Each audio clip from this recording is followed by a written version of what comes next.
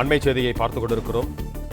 திமுகவை வீழ்த்த விரும்பும் விஜய் அதிமுக கூட்டணியில் இணையலாம் என்று எடப்பாடி பழனிசாமி கேட்டுக் கொண்டிருக்கிறார். இது தொடர்பான கூடுதல் விவரங்களோடு இணைகிறார் எமது செய்தியாளர் ராஜகுமரன். வணக்கம் ராஜகுமரன், உங்களிடம் இருக்கும் தகவல்கள்.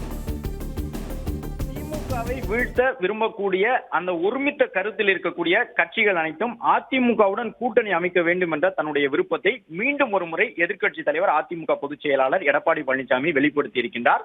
அது மட்டுமல்லாமல் ஒருமித்த கருத்துடைய கட்சிகள் இணைய வேண்டும் என்று சொல்லுகின்றீர்களே, இந்த அழைப்பு தமிழக வெற்றி கழகத்திற்கும் பொருந்துமா என்ற கேள்வியும் எதிர்க்கட்சி தலைவரிடம் முன்வைக்கப்பட்ட நிலையில் இந்த அழைப்பு தமிழக வெற்றி கழகத்திற்கும் பொருந்தும். ஏனென்றால் விஜயும் கூட திமுகவை வீழ்த்த வேண்டும் என்ற ஒரு ஒருமித்த கருத்துடன் தான் இருக்கின்றார்.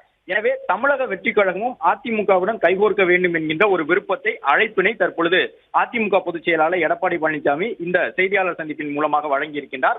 நாளிதழ் ஒன்றுக்கு வழங்கியிருந்த செய்தியாளர் சந்திப்பிலே இந்த பதில்களை அவர் வழங்கியிருக்கின்றார்.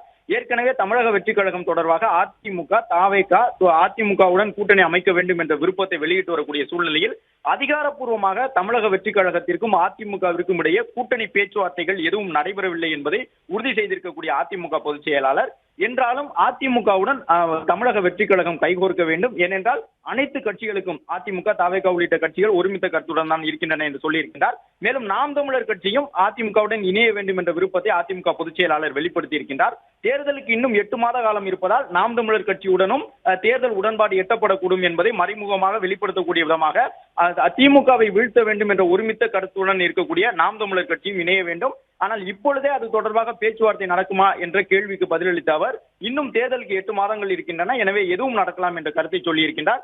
அதிமுக, தாவேகா, நாம் தமிழர் உள்ளிட்ட கட்சிகளை தங்களுடைய கூட்டணிக்கு கொண்டு வருவதற்கான முயற்சியிலே தொடர்ந்து ஈடுபட்டு வருவதற்கான ஒரு வெளிப்படையான அறிவிப்பாக எதிர்க்கட்சி தலைவர் அதிமுக பொதுச் செயலாளர் எடப்பாடி பழனிசாமி வழங்கியிருக்கக்கூடிய இந்த பேட்டிகள் எடுத்து காட்டுகின்றன.